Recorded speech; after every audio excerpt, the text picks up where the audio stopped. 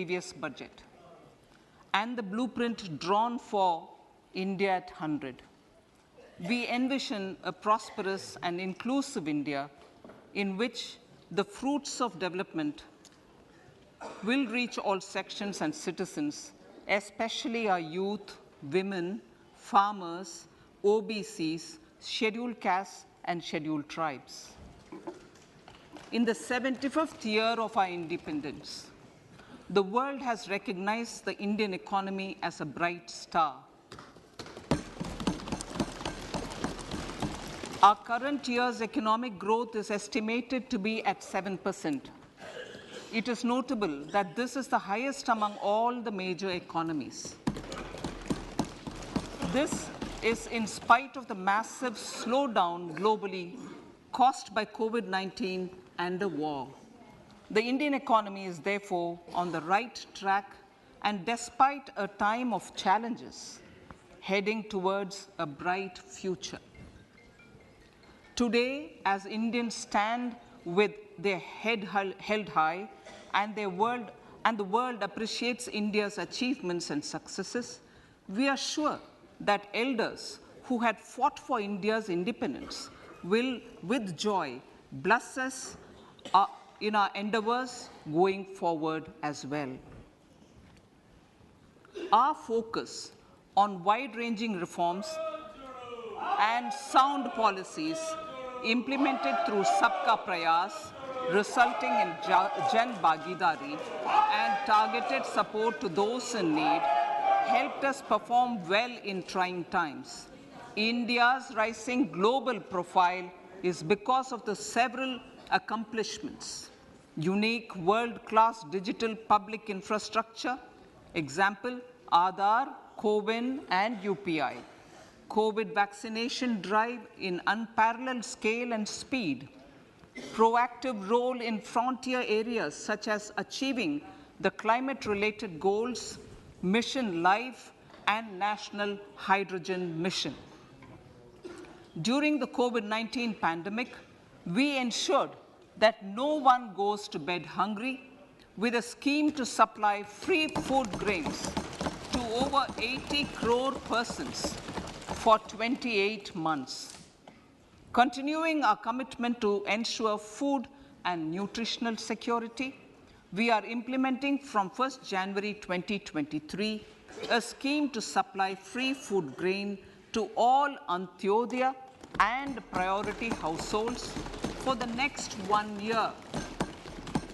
Under PM Garib Kalyan Anna Yojana, the entire expenditure of about 2 lakh crore will be borne by the central government. In these times of global challenges, the G20 presidency gives us a unique opportunity to strengthen India's role in the world economic order. With the theme of Vasudhaiva Kutumbakam, we are steering an ambitious, people-centric agenda to address global challenges and to facilitate sustainable economic development. The government's efforts since 2014 have ensured for all citizens a better quality of life and life of dignity. The per capita income has more than doubled to 1.97 lakh rupees. In these 9 years, the Indian economy has increased in size from being 10th to 5th largest in the world.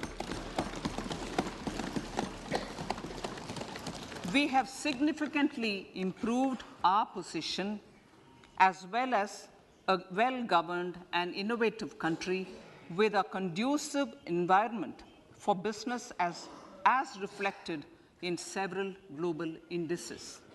We have made a significant progress in many sustainable development goals. The economy has become a lot more formalized as reflected in the EPFO membership, more than doubling to 27 crore and rupees 7,400 crore digital payments of 126 lakh crore rupees through UPI in 2022. The efficient implementation of many schemes with universalization of targeted benefits has resulted in inclusive development. Some of the schemes are 11.7 crore household toilets under Swachh Bharat mission, which is achieved, 9.6 crore LPG connections under Ujjwala,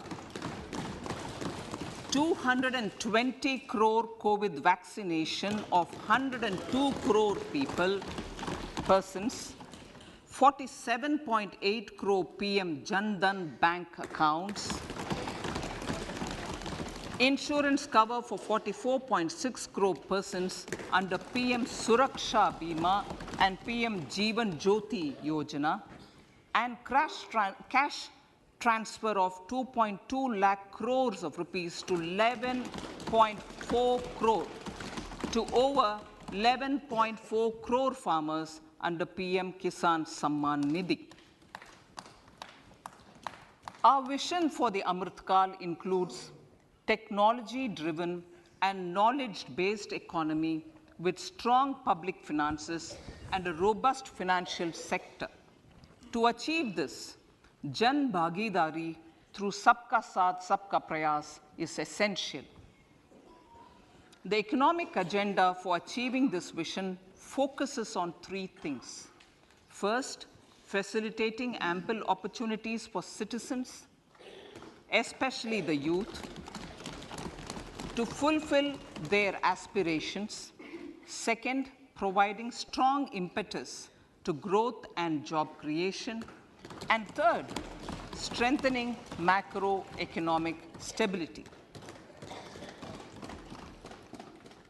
To service these focus areas in our journey to India at 100, we believe that the following 4 opportunities can be transformative during Amrit Kal. Economic empowerment of women. Deen Dayal Antyodaya Yojana National Rural Livelihood Mission has achieved remarkable success by mobilizing rural women into 81 lakh self-help groups. We will enable these groups to reach the next stage of economic empowerment through formation of large producer enterprises or collectives, with each having several thousand members and managed professionally.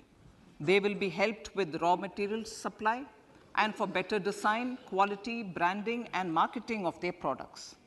Through supporting these policies, they will be enabled to scale up their operations to serve the large consumer markets, as has been the case with the several startups growing into unicorns. PM Vishwakarma Kaushal Samman, PM Vikas. For centuries, traditional artisans and craftspeople who work with their hands using tools have brought renown for India. They're generally referred to as Vishwakarma. The art and the handicraft created by them represents the true spirit of Atmanirbhar Bharat. For the first time, a package of assistance for them has been conceptualized.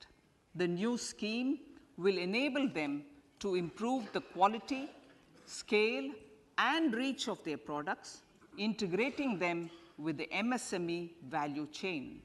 The components of this scheme will include not only financial support, but also access to advanced skill training, knowledge of modern digital techniques, and efficient green technologies, brand promotion, linkage with local and global markets, digital payments, and social security.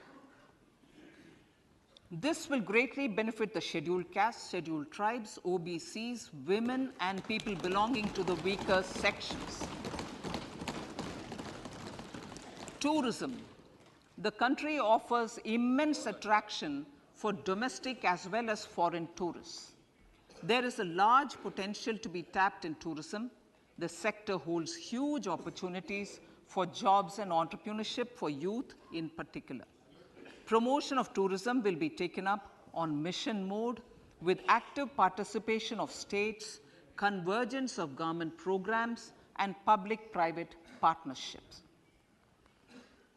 Green growth. We are implementing many programs for green fuel, green energy, green farming, green mobility, green buildings, and green equipment, and policies for efficient use of energy across various economic sectors. These green growth efforts help in reducing carbon intensity of the economy and provides for large-scale green job opportunities.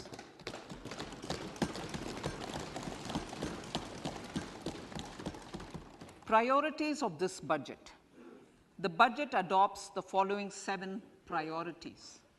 They complement each other and act as the Saptarishi guiding us through the Amritkal. Inclusive development, reaching the last mile, infrastructure and investment, unleashing the potential, green growth, youth power, and financial sector. I now speak on the priority number 1, inclusive development.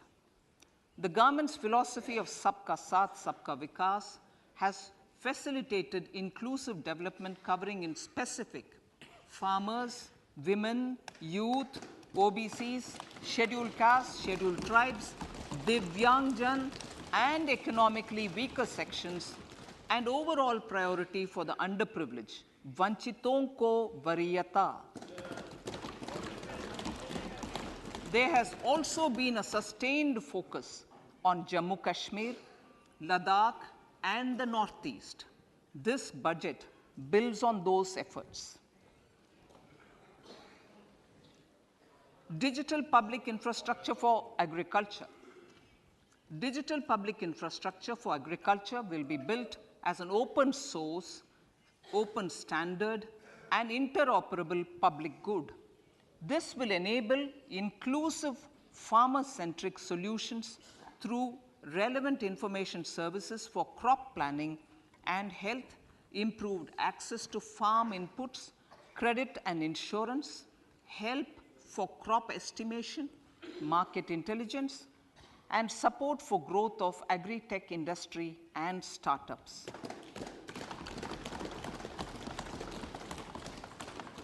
An agriculture accelerator fund. An agriculture accelerator fund will be set up to encourage agri startups by young entrepreneurs in rural areas. The fund will aim at bringing innovative and affordable solutions for challenges faced by farmers. It will also bring in modern technologies to transform agricultural practices, increase productivity and profitability. To enhance the productivity of extra long staple cotton, we will adopt a cluster-based and value chain approach through public-private partnerships. This will mean collaboration between farmers, state, and industry for input supplies, extension services, and market linkages. We will launch an Atmanirbhar Clean Plant program to boost availability of disease-free, quality planting material for high-value horticultural crops at an outlay of 2,200 crores. Global hub for millets, which are Sri Anna. India is the forefront. India is at the forefront of popularizing millets, whose consumption furthers nutrition, food security, and welfare of farmers, said the Honorable Prime Minister. We are the largest producer and second largest exporter of Sri Anna in the world.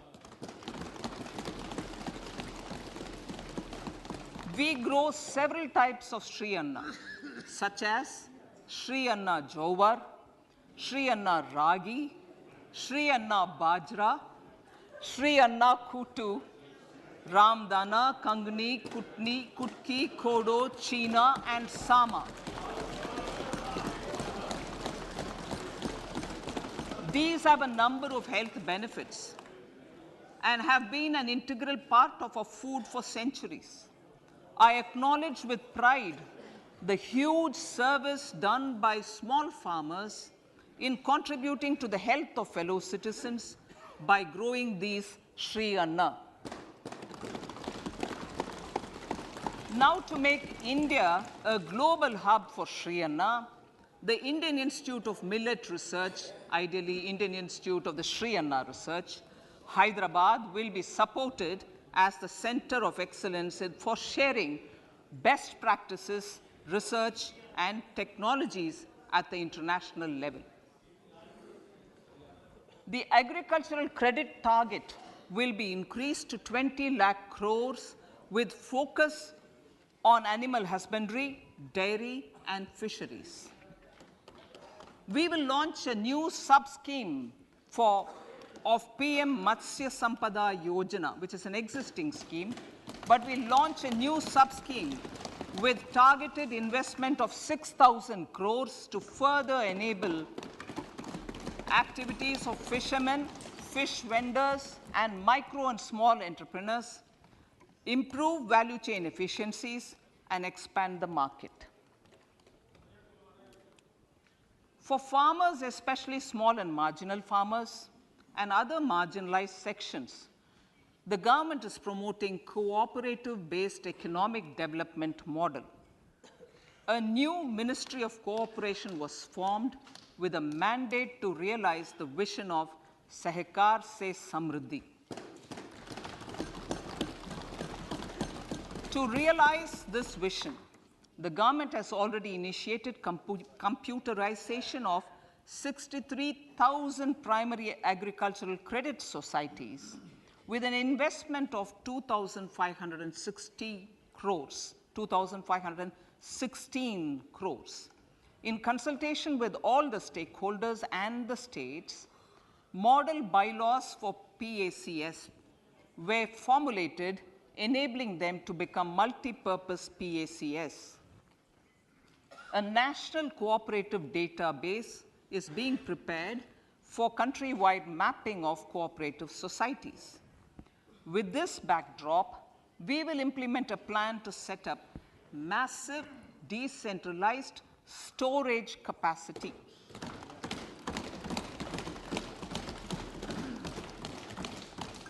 This will help farmers store their produce and realize remunerative prices through sale at appropriate times. The government will also facilitate setting up of a large number of multi-purpose cooperative societies, primary fishery societies, and dairy cooperative societies in uncovered panchayat and villages in the next 5 years.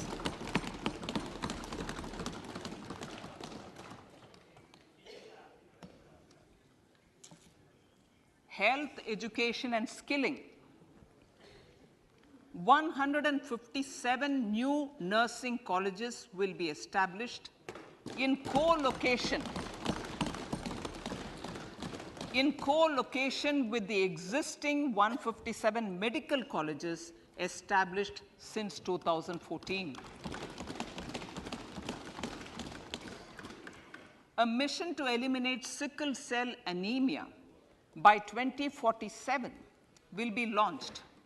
It will entail awareness creation, universal screening of 7 crore people in the age group of 0 to 40 years in affected tribal areas, and counseling through collaborative efforts of central ministries and state governments. Facilities in select ICMR labs, Indian Council for Medical Research Labs, will be made available for research by public and private medical college faculty and private sector R&D teams for encouraging collaborative research and innovation. A new program to promote research and innovation in pharmaceuticals will be taken up through centers of excellence. We shall also encourage industry to invest in research and development in specific priority areas. Dedicated multidisciplinary courses for medical devices will be supported in existing institutions to ensure availability of skilled manpower for futuristic medical technologies, high-end manufacturing, and research. Teachers training. Teachers training will be re-envisioned through innovative pedagogy, curriculum transaction, continuous professional development, dipstick surveys, and ICT implementation. The District Institute of Education and Training will be developed as vibrant institutes of excellence for this purpose.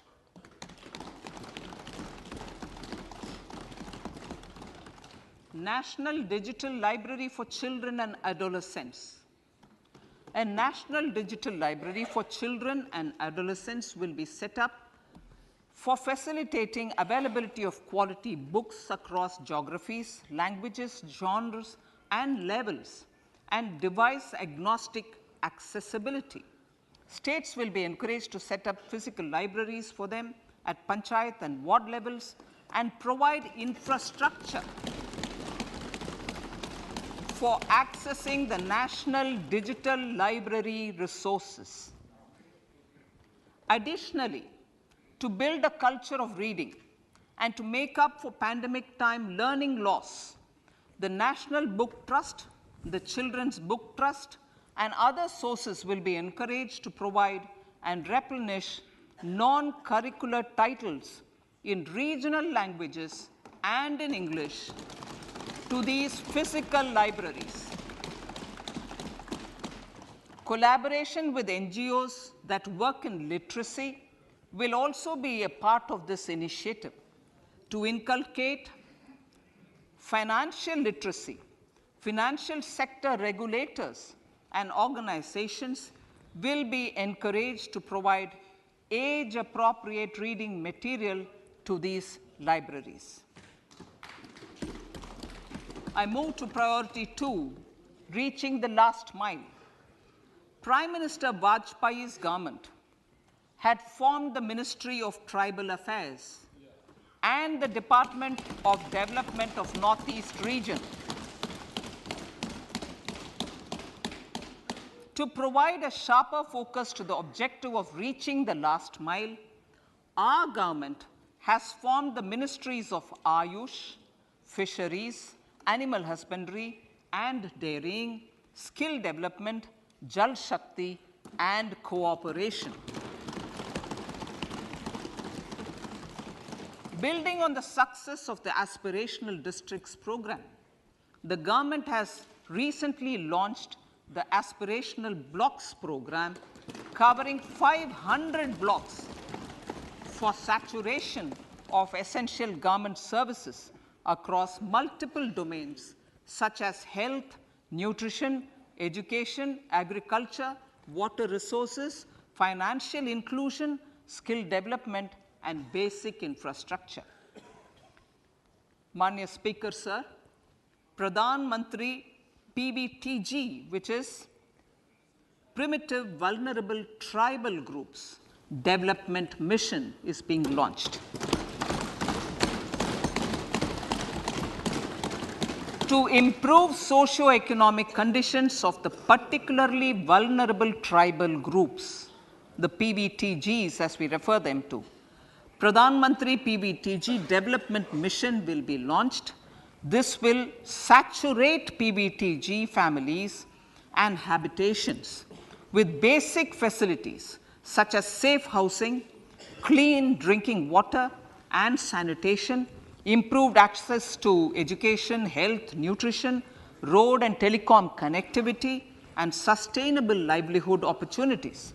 An amount of 15,000 crores will be made available to implement the mission in the next 3 years under the Development Action Plan for the Scheduled Tribes. Ekalavya Model Residential Schools. In the next 3 years, Center will recruit 38,800 teachers and support staff for the 740 Ekalavya Model Residential Schools, which is serving 3.5 lakh tribal students.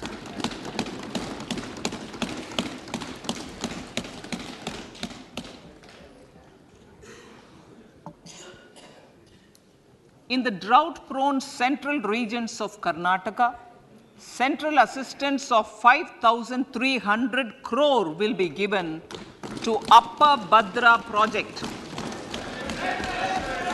to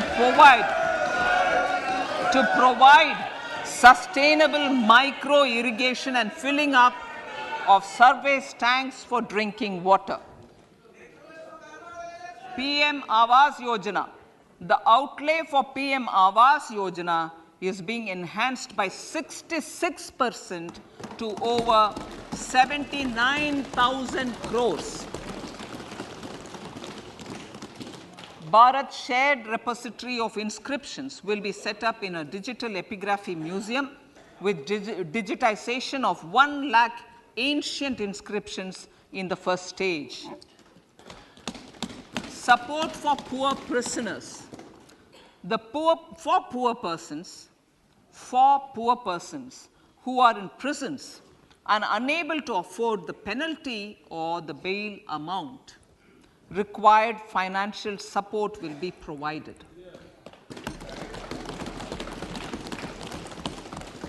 Priority number 3, infrastructure and investment.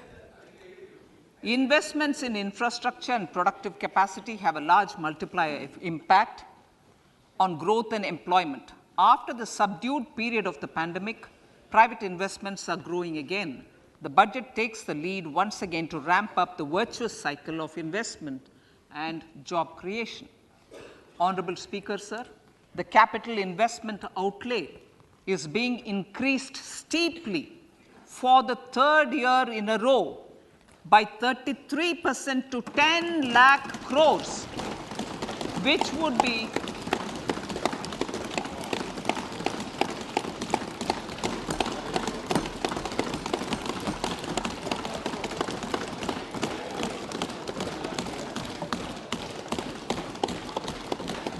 which would be 3.3% of GDP. This will almost be 3 times the outlay made in 2019-20.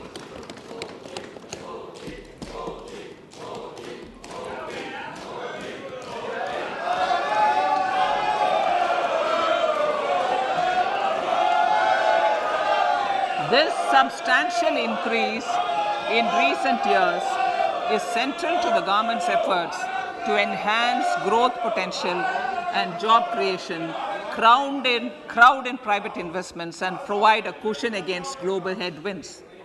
The direct capital investment by the center is complemented by the provision made for creation of capital assets through grants and aids to state.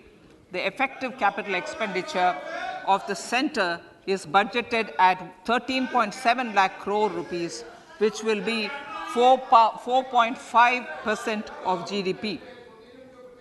Support to state governments for capital investment.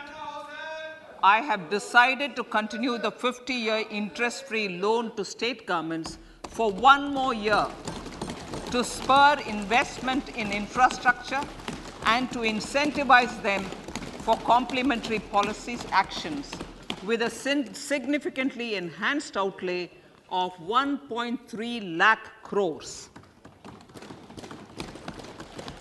The newly established Infrastructure Finance Secretariat will assist all stakeholders for more private investment in infrastructure, including railways, roads, urban infrastructure, and power, which are predominantly depend on public resources. The harmonized master list of infrastructure will be reviewed by an expert committee for recommending the classification and financing framework suitable for Amarth Kal.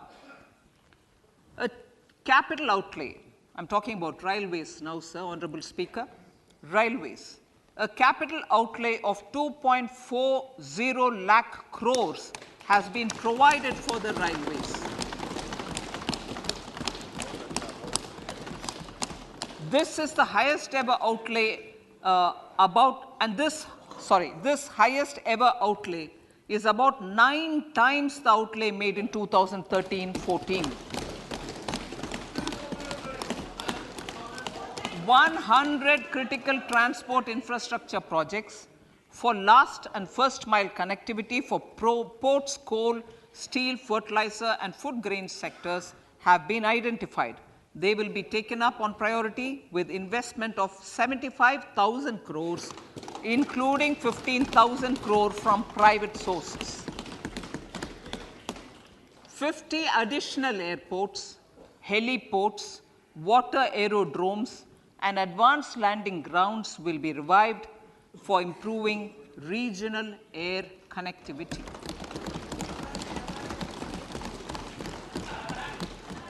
Sustainable cities for tomorrow.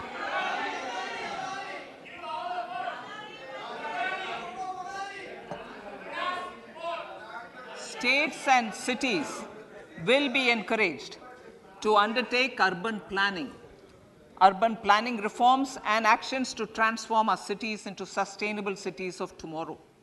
This means efficient use of land resources, adequate resources for urban infrastructure, transit-oriented development, enhanced availability and affordability of urban land and opportunities for all.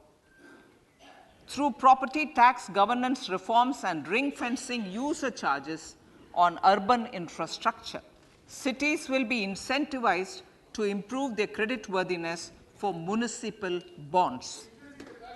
Like the RIDF, an urban infrastructure development fund will be established through use of priority sector lending shortfall. This will be managed by the National Housing Bank and will be used by public agencies to create urban infrastructure in Tier 2 and Tier 3 cities. States will be encouraged to leverage resources from the grants of the 15th Finance Commission as well as existing schemes to adopt appropriate user charges while accessing the UIDF. We expect to make available 10,000 crore rupees per annum for this purpose. All cities and towns will be enabled for 100% mechanical desludging of septic tanks and sewers to transition from manhole to machine hole mode.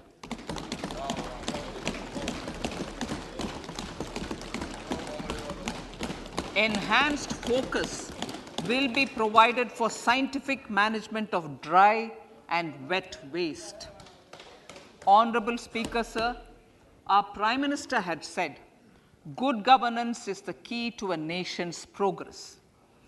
Our government is committed to providing a transparent and accountable administration which works for the betterment and welfare of common citizens. Mission Karma Yogi. Under Mission Karma Yogi, center, states and the union territories are making and implementing capacity building plans for civil servants.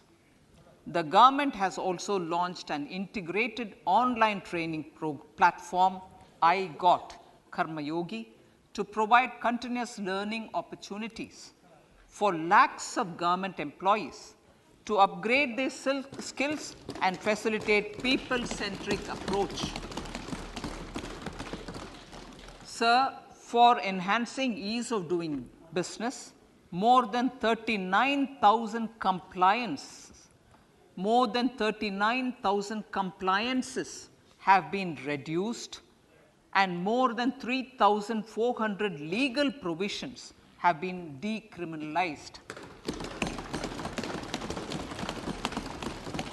For furthering the trust-based governance, we have introduced the Jan Vishwas Bill to amend 42 central acts.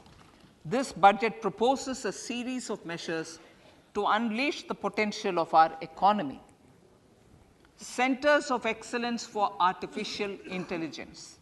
For realizing the vision of Make AI in India and Make AI Work for India, 3 centers of excellence for artificial intelligence will be set up in top educational institutions. Leading industry players will partner in conducting interdisciplinary research, develop cutting-edge applications, and scalable problem solutions in the areas of agriculture, health, and sustainable cities. This will galvanize an effective AI ecosystem and nurture quality human resources in the field. National Data Governance Policy. To unleash innovation and research by startups and academia, a national data governance policy will be brought out. This will enable access to anonymized data. The KYC process will be simplified, adopting a risk-based instead of one-size-fits-all approach. The financial sector regulators will also be encouraged to have a KYC system fully amenable to meet the needs of digital India. One-stop solution for identity and address updating. A one-stop solution for reconciliation and updating of identity and address of individuals maintained by various government agencies, regulators, and regulated entities will be established using DigiLocker service and Aadhaar as foundational identity. Speaker, sir. Common business identifier. For the business establishments required to have a permanent account number, the PAN will be used as the common identifier for all digital systems of specified government agencies. This will bring ease of doing business, and it will be facilitated through a legal mandate. For obviating the need for separate submission of same information to different government agencies, a system of unified filing process will be set up. Such filing of information or return in simplified forms on a common portal will be shared with other agencies as per the filer's choice. Vivad Se Vishwas 1, relief for MSMEs. In cases of failure by MSMEs to execute contracts during the COVID period, 95% of the forfeited amount relating to the bid or performance security will be returned to them by government and government undertakings. This will provide relief to the MSMEs. Vivad Se Vishwas 2, settling contractual disputes. To settle contractual disputes of government and government undertakings, wherein arbitral award is under challenge in a court, a voluntary settlement scheme with standardized terms will be introduced. This will be done by offering graded settlement terms depending on pendency level of the dispute. The state support mission of Niti Aayog will be continued for 3 years for our collective efforts towards national priorities. Result-based financing. To better allocate scarce resources for competing development needs, the financing of select schemes will be changed on a pilot basis from input-based to result-based. E-courts. For efficient administration of justice, phase 3 of e-courts projects Phase 3 of the e-courts project will be launched with an outlay of 7,000 crores. Fintech services in India have been facilitated by our digital public infrastructure, including Aadhaar, PM Jan Dhan Yojana, Video, KYC, India Stack, and UPI. To enable more fintech innovative services, the scope of documents available in DigiLocker for individuals will be expanded. An entity, DigiLocker, will be set up for the use by MSMEs, large businesses, and also charitable trusts. This will be towards storing and sharing documents online securely whenever needed with various authorities, regulators, banks, and other business entities. 5G services. 100 labs for developing applications using 5G services will be set up in engineering institutions.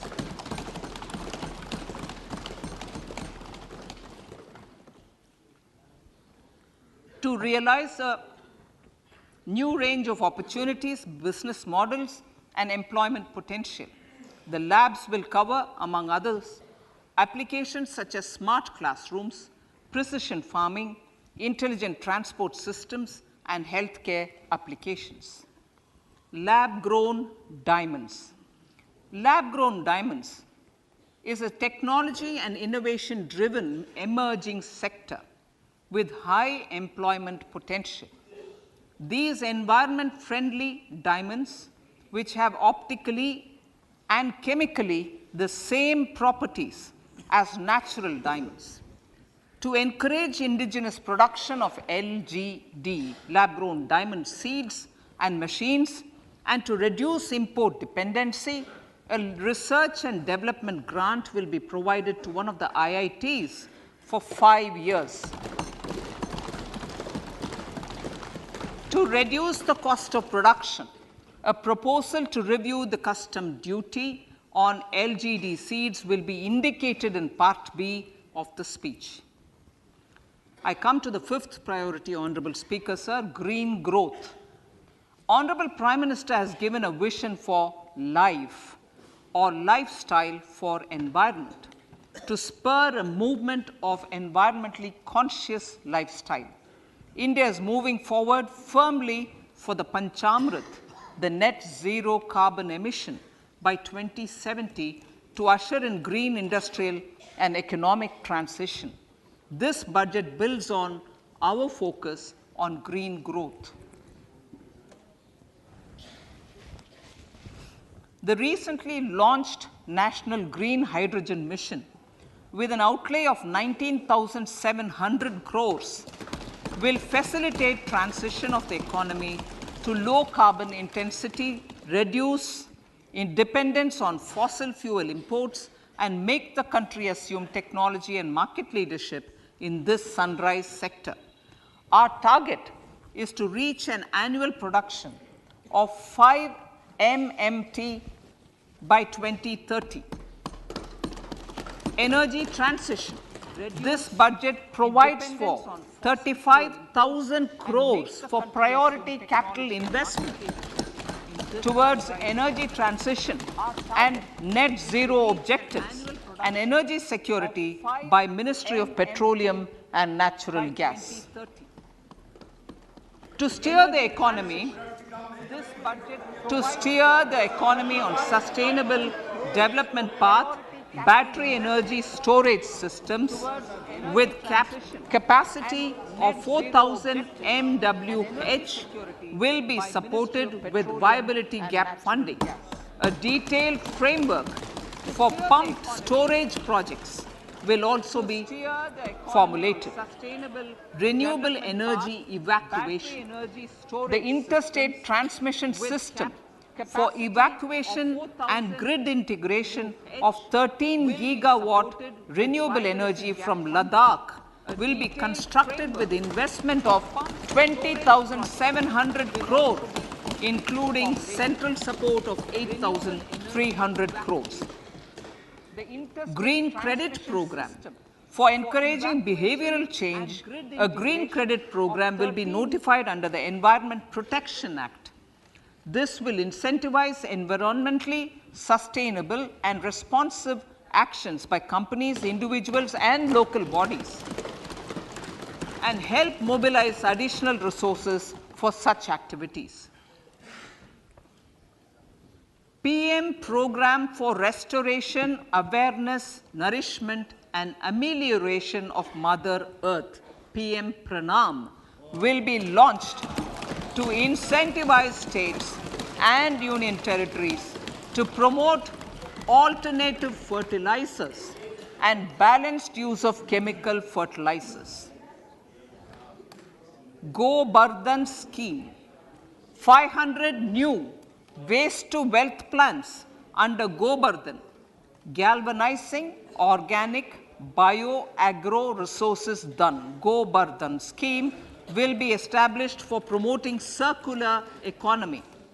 These will include 200 compressed biogas plants, including 75 plants in urban areas, and 300 community or cluster-based plants at a total investment of 10,000 crores.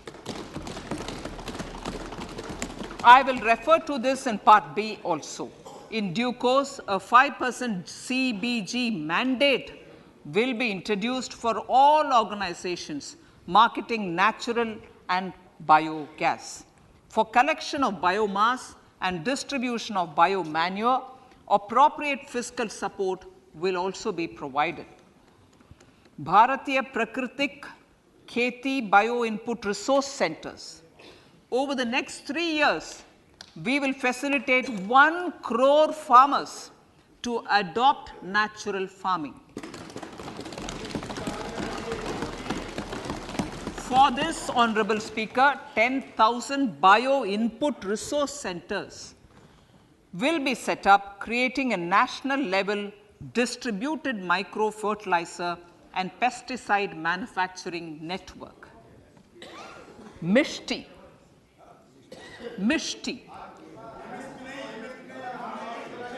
Building on India's success in afforestation, mangrove initiative for shoreline habitats and tangible incomes, Mishti, will be taken up for mangrove plantation along the coastline and on salt pan lands wherever feasible through convergence between Manrega, Campa Fund and other sources. Amrit Dharohar. Wetlands are vital ecosystems which sustain biological diversity. In his latest Mann Ki Baat, the Prime Minister said, now, I quote, now the total number of Ramsar sites in our country has increased to 75, whereas before 2014, there were only 26, unquote. Local communities have always been at the forefront of conservation efforts. The government will promote their unique conservation values through Amrit Dharohar, a scheme that will be implemented over the next 3 years to encourage optimal use of wetlands and enhance biodiversity, carbon stock, ecotourism opportunities, and income generation for local communities. Coastal shipping. Coastal shipping will be promoted as the energy efficient and lower cost mode of transport, both for passengers and freight, through PPP mode with viability gap funding. Vehicle replacement. Vehicle replacement is an important continuing policy, replacing the old political,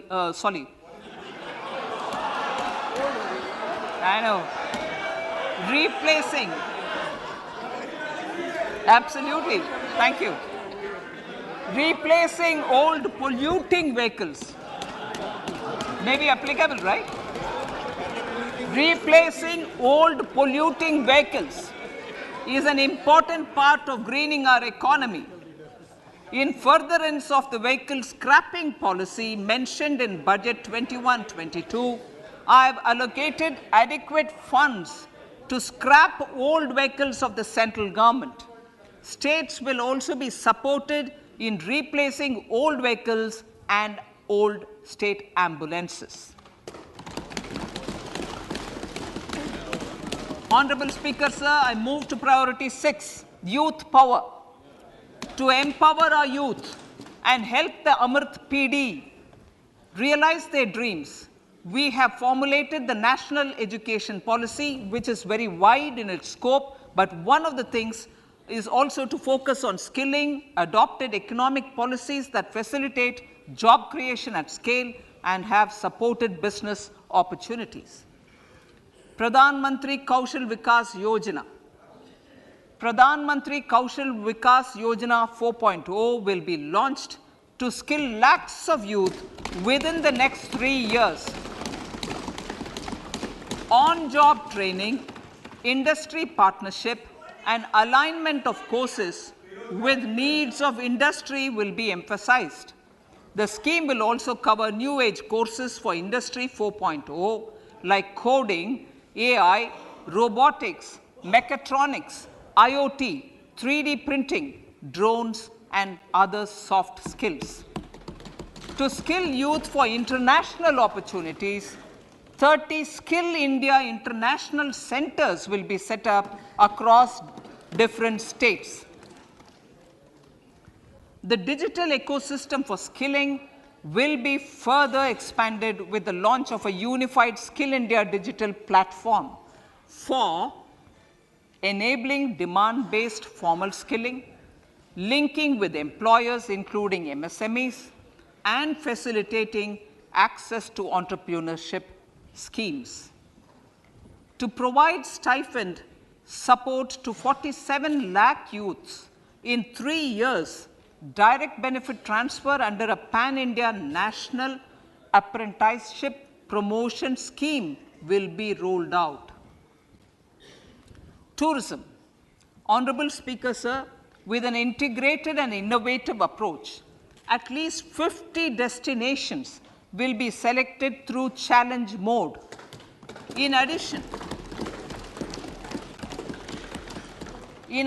to aspects such as physical connectivity, virtual connectivity, tourist guides, high standards for food streets, and tourist security, all the relevant aspects would be made available on an app to enhance tourist experience. Every destination would be developed as a complete package. The focus of development of tourism would be on domestic as well as foreign tourists.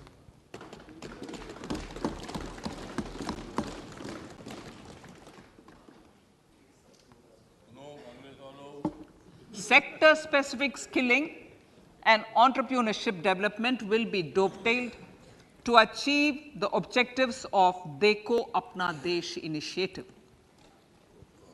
This was launched as an appeal by the Honorable Prime Minister to the middle class to prefer domestic tourism over international tourism. The integrated development of theme-based tourist circuits, the Swadesh Darshan scheme, was also launched. Under the Vibrant Villages program, tourism infrastructure and amenities will be facilitated in border villages. Unity Mall. States will be encouraged to set up a Unity Mall in their state capital or most prominent tourism center or the financial capital for promotion and sale of their one district, one product and GI products and other handicraft products, and for providing space for such products of all other states as well. Sir, priority number 7, financial sector. Our reforms in the financial sector and innovative use of technology have led to financial inclusion at scale, better and faster service delivery, ease of access to credit, and participation in financial markets. This budget proposes to further these measures. Credit guarantee for MSMEs. Last year, I proposed revamping of the credit guarantee scheme for the MSMEs. I am happy to announce that the revamped scheme will take effect from 1st April 2023 through infusion of 9,000 crores in the corpus. This will enable additional collateral-free guaranteed credit of 2 lakh crores of rupees. Further, the cost of credit will be reduced by about 1%. A National Financial Information Registry will be set up to serve as the central repository of financial and ancillary information. This will facilitate efficient flow of credit, promote financial inclusion, and foster financial stability. A new legislative framework will govern this credit public infrastructure and will be designed in consultation with the RBI. To meet the needs of Amrit Kal and to facilitate optimum regulation in the financial sector, public consultation, as necessary and feasible, will be brought to the process of regulation making and issuing subsidiary directions. To simplify, to ease, and to reduce cost of compliance, financial sector regulators will be requested to carry out a comprehensive review of existing regulations. For this, they will consider suggestions from public and regulated entities. Time limits to decide the application under various regulations will also be laid down. Honorable Speaker, sir, to enhance business activities in GIFT IFSC, the following measures will be taken. Delegating powers under the SEZ Act to the IFSCA to avoid dual regulation. Setting up a single window IT system for registration and approval of IFSCA, SEZ authorities, GSTN, RBI, SEBI, and IRDAI. Permitting acquisition financing by IFSC banking units of foreign banks. Establishing a subsidiary of Exim Bank for trade refinancing. Amending IFSCA Act for statutory provisions for arbitration, ancillary services, and avoiding dual regulation under the SEZ Act, and recognizing offshore derivative instruments as valid contracts. Honorable Speaker, sir, data embassy.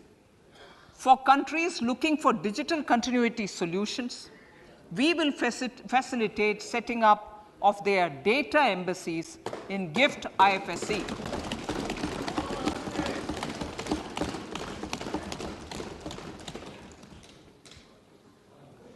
Improving governance and investor protection in banking sector. To improve bank governance and enhance investors' protection, certain amendments to the Banking Regulation Act, the Banking Companies Act, and the Reserve Bank of India Act are being proposed. Capacity building in securities market. Honorable Speaker, sir, to build capacity of functionaries and professionals in the securities market, SEBI will be empowered to develop, regulate, maintain, and enforce norms and standards for education in the National Institute of Securities Markets and to recognize award of degrees, diplomas, and certificates. A central processing center will be set up for faster response to companies through centralized handling of various forms filed with field officers under the Companies Act. Reclaiming of shares and dividends. For investors to reclaim unclaimed shares and unpaid dividends from the Investor Education and Protection Fund Authority with ease, From the Investor Education and Protection Fund Authority, WIDIS, an integrated IT portal will be established. Digital payments continue to find wide acceptance. In 2022, they show an increase of 76% in transaction and 91% in value. Fiscal support for this digital public infrastructure will continue in 2023-2024.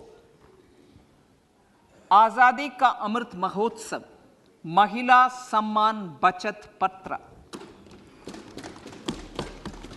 For commemorating Azadi Ka Amrit Mahotsav, a one-time new small savings scheme, Mahila Samman Savings Patra or Savings Certificate, Mahila Samman Savings Certificate will be made available for a 2-year period up to March 2025.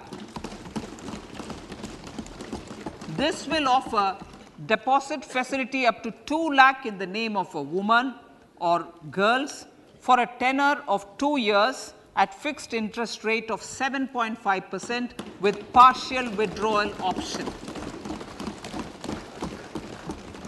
Senior citizens.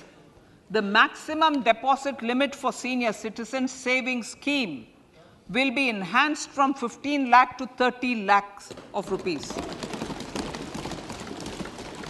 The maximum deposit limit for monthly income account scheme will be enhanced from 4.5 lakh to 9 lakh for single account and from 9 lakh to 15 lakh for joint account. Honorable Speaker, sir, fiscal management. 50 years interest-free loan to states. The entire 50-year loan to states has to be spent on capital expenditure within 2023-24. Most of this will be at the discretion of the states, but a part will be conditional on states increasing their actual capital expenditure. Parts of the outlay will also be linked to or allocated for the following purposes: scrapping old government vehicles, urban planning reforms and actions, financing reforms in urban local bodies to make them creditworthy for municipal bonds, housing for police personnel above or as part of the police station, constructing unity malls, children and adolescent libraries and digital infrastructure, and state share of capital expenditure of central schemes. Honorable Speaker, sir, fiscal deficit of states. States will be allowed a fiscal deficit of 3.5% of GSDP, of which 0.5% will be tied to power sector reforms. Revised estimates 2022 to 2023. The revised estimate, Honorable Speaker, sir, of the total receipts other than borrowing is 24.3 lakh crores, of which the net tax receipts are 20.9 lakh crores. The revised estimate of the total expenditure is 41.9 lakh crores of rupees, of which the capital expenditure is about 7.3 lakh crores. The revised estimate of the fiscal deficit is 6.4% of GDP, adhering to the budget estimate. So, budget estimates of 2023-24. Coming to 2023-24, the total receipts other than borrowings and the total expenditure are estimated at 27.2 lakh crores and 45 lakh crores respectively. The net tax receipts are estimated at 23.3 lakh crores. The fiscal deficit is estimated to be 5.9% of the GDP.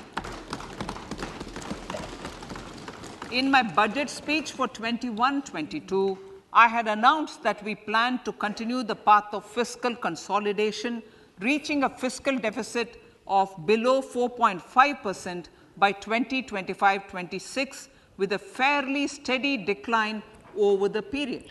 We have adhered to this path, and I reiterate my intention to bring the fiscal deficit below 4.5% of GDP by 2025-26. To finance the fiscal deficit in 2023-24, the net market borrowings from dated securities are estimated at 11.8 lakh crores. The balance financing is expected to come from small savings and other sources. The gross market borrowings are estimated at 15.43 lakh crores of rupees. Honorable Speaker, sir, I now move to Part B.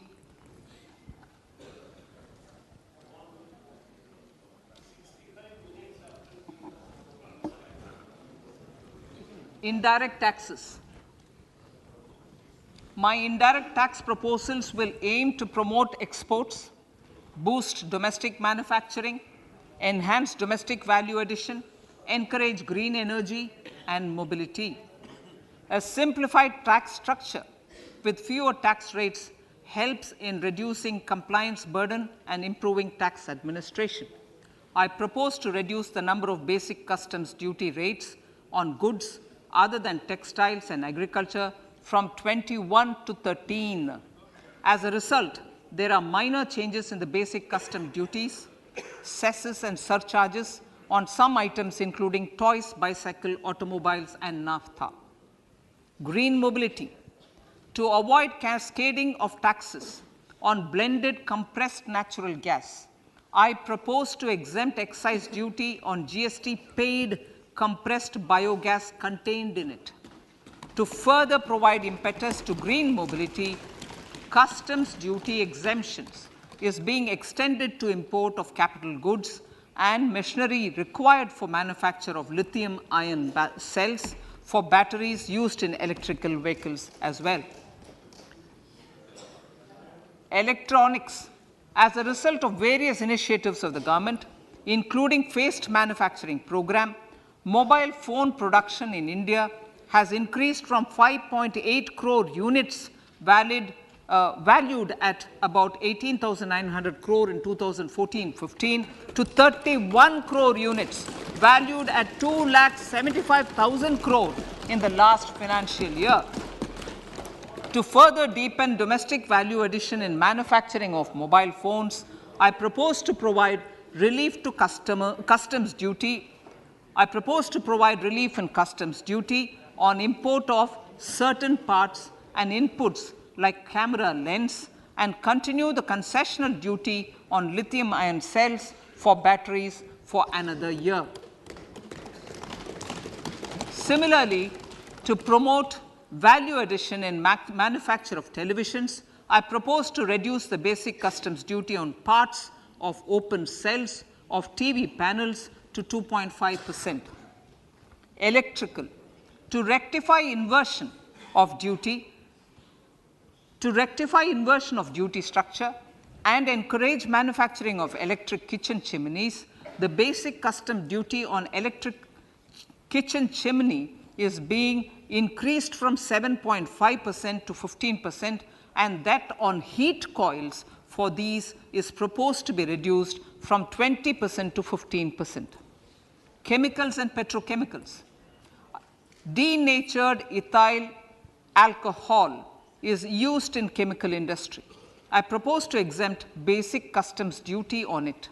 This will also support the ethanol blending program and facilitate an endeavor for energy transition. Basic customs duty is also being reduced on acid grade fluorospar from 5% to 2.5% to make the domestic fluorochemicals industry competitive. Further, the basic customs duty on crude glycerine for use in manufacture of epichlorohydrin is proposed to be reduced from 7.5% to 2.5%.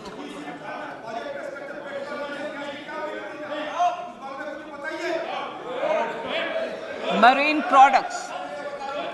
In the last financial year, Marine products recorded the highest export growth, benefiting farmers in the coastal states of the country. To further enhance the export competitiveness of marine products, particularly shrimps, duty is being reduced on key inputs for domestic manufacture of shrimp feed. India is a global leader, as I said in Part A, in cutting and polishing of natural diamonds, contributing about 3/4 of the global turnover by value. With the depletion of deposits of natural diamonds, the industry is moving towards lab-grown diamonds, and it holds huge promise. To seize this opportunity, I propose to reduce the basic customs duty on seeds used in their manufacture. Customs duties on doré and bars of gold and platinum were increased earlier this fiscal. I propose to increase the duties on articles made therefrom to enhance the duty differential. I also propose to increase the import duty on silver doors, bars, and articles to align them with that on gold and platinum.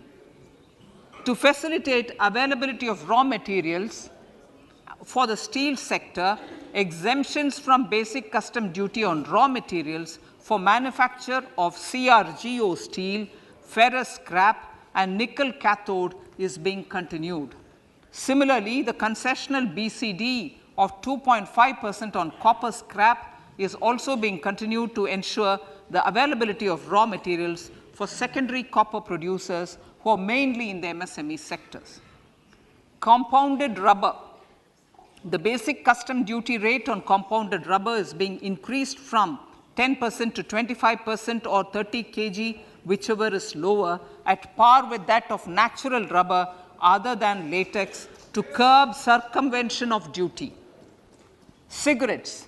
National calamity contingent duty on specified cigarettes was last revised 3 years ago. This is proposed to be revised upwards by about 16%. Direct taxes. I now come to my direct tax proposals. Honorable Speaker, these proposals aim to maintain continuity and stability of taxation, further simplify and rationalize various provisions to reduce the compliance burden, promote the entrepreneurial spirit, and provide tax relief to citizens. It has been constant endeavor of the Income Tax Department to improve taxpayers' services by making compliance easy and smooth. Our taxpayers portal received a maximum of 72 lakh returns in a day, processed more than 6.5 crore returns this year. Average processing period reduced from 93 days in financial year 13-14 to 16 days only now. And 45% of the returns were processed within 24 hours. We intend to further improve this, roll out the next generation common IT return form for taxpayer convenience, and also plan to strengthen the grievance redressal mechanism. MSMEs and professionals. MSMEs are growth engines of our economy. Micro enterprises with turnover up to 2 crore of rupees and certain professionals with turnover of up to 50 lakh rupees can avail the benefit of presumptive taxation. I propose to provide enhanced limits of 3 crore and 75 lakh respectively to the taxpayers whose cash receipts are no more than 5%. Whose cash receipts are no more than 5%. Moreover, to support MSMEs in timely receipt of payments, I propose to allow deduction for expenditure incurred on payments made to them only when payment is actually made. Cooperation. Cooperation is a value to be cherished. In realizing our Prime Minister's goal for Sehkar Se Samriddhi and his resolve to connect the spirit of cooperation with the spirit of Amrit Kal, in addition to the measures proposed in Part A, I have a slew of proposals for the cooperation sector. First, new cooperatives that commence manufacturing activities till 2024 31st March shall get the benefit of a lower tax rate of 15%, as is presently available to new manufacturing companies. Secondly, I propose to provide an opportunity to sugar cooperatives to claim payments made to sugarcane farmers for the period prior to the assessment year 2016-17 as expenditure. This is expected to provide them a relief of almost 10,000 crores. Thirdly, I am providing a higher limit of 2 lakh per member for cash deposits to loans in cash by primary agricultural cooperative societies and primary cooperative agriculture and rural development banks. I repeat that. Thirdly, I am providing a higher limit of 2 lakh per member for cash deposits to and loans in cash by primary agricultural cooperative societies and primary cooperative agricultural and rural development banks. Similarly, a higher limit of 3 crore for TDS on cash withdrawal is being provided to cooperative societies. Startups.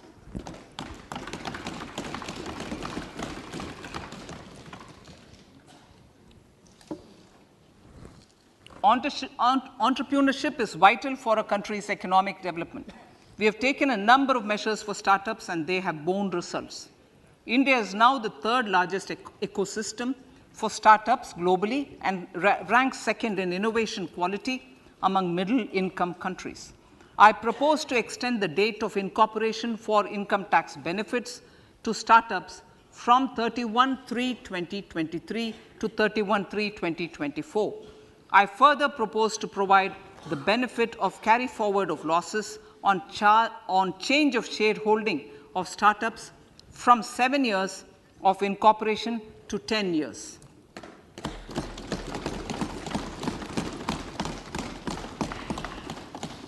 To reduce the pendency of appeals at commissioner level, I propose to deploy about 100 joint commissioners for disposal of small appeals. We shall also be more selective in taking up cases for scrutiny of returns already received this year. Better targeting of tax concessions. For better targeting of tax concessions and exemptions, I propose to cap deduction from capital gains on investment in residential house under Section 54 and Section 54F to 10 crores.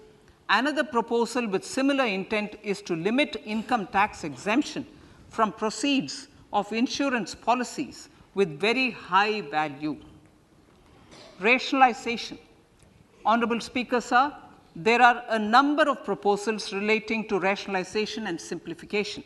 Income of authorities, boards, and commissions set up by statutes of union or state for the purpose of housing, development of cities, towns, and villages, and regulating and developing an activity or matter is proposed to be exempted from income tax. Other major measures in this direction are removing the minimum threshold of 10,000 for TDS and clarifying taxability relating to online gaming, not treating conversion of gold into electronic gold receipts and vice versa as capital gains, reducing the TDS rate from 30% to 20% on taxable portion of EPF withdrawals in non-PAN cases, and taxation on income for market-linked debentures. Other major proposals in the finance bill relate to the following: extension of period of tax benefits to funds relocating to IFSC, GIFT City, decriminalization under Section 276A of the Income Tax Act, allowing carry forward of losses on strategic disinvestment, including that of IDBI Bank, and providing EEE status to Agniveer Fund. Personal income tax.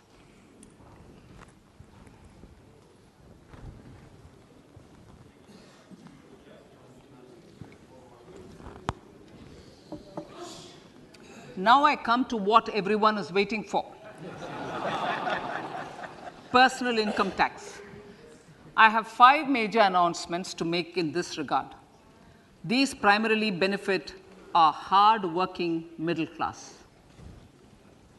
The first one concerns rebate. Currently, those with income up to 5 lakh do not pay any tax, do not pay any income tax in both old and new regimes. I propose to increase the rebate limit to 7 lakhs in the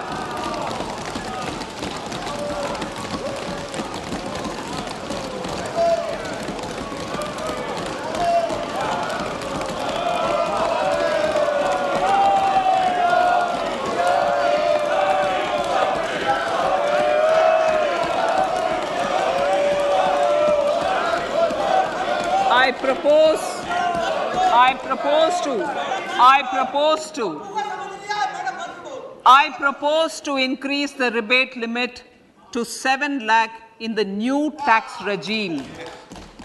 Thus, persons in the new tax regime with income up to 7 lakhs will not have to pay any tax at all. The second proposal relates to middle class individuals. I had introduced in the year 2020 the new personal income tax regime with 6 income slabs starting from 2.5 lakh. I propose to change the tax structure in this regime by reducing the number of slabs to 5 and increasing the tax exemption limit to 3 lakhs. The new tax rates are 0 to 3 lakh, nil. 3 to 6 lakhs, 5%. 6 to 9 lakhs, 10%. 9 to 12 lakh, 15%. 12 to 15 lakhs, 20%. And above 15 lakhs, 30%. This will provide major relief to all taxpayers in the new regime. An individual with an annual income of 9 lakhs will be required to pay only 45,000 rupees. This is only 5% of his or her income. It is a reduction of 25% on what he or she is required to pay now. That is 60,000. So in the place of 60,000, it is now only 45,000.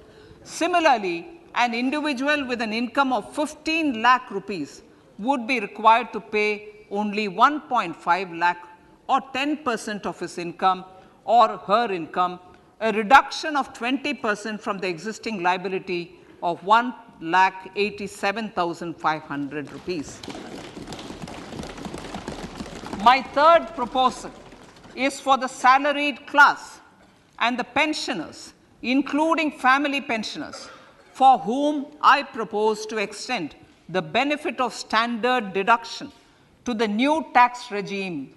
Each salaried person with an income of 15.5 lakh rupees or more will thus stand to benefit by 52,500 rupees.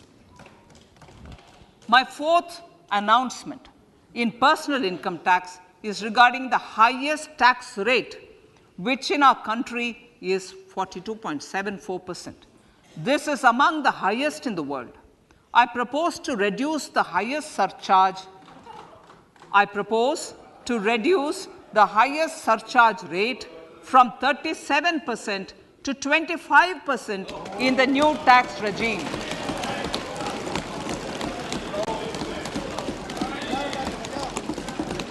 This would result in reduction of the maximum rate. This would result in the reduction of the maximum tax rate to 39%.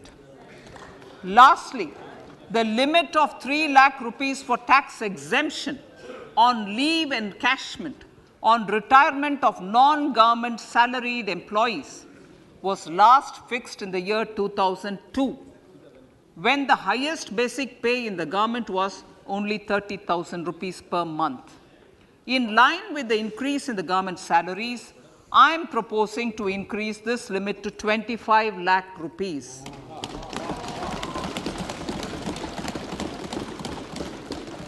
we are also making the new income tax regime as the default tax regime. However, citizens will continue to have the option to avail the benefit of the old tax regime. Apart from these, I am also making some other changes as given in the annexure. As a result of these proposals, revenue of about 38,000 crore to 37,000 crore in direct taxes and rupees 1,000 crore in indirect taxes will be foregone, while revenue of about 3,000 crore will be additionally mobilized. Thus, the total revenue foregone is about 35,000 crores annually. Honorable Speaker, sir, with these words, I commend the budget to this august House.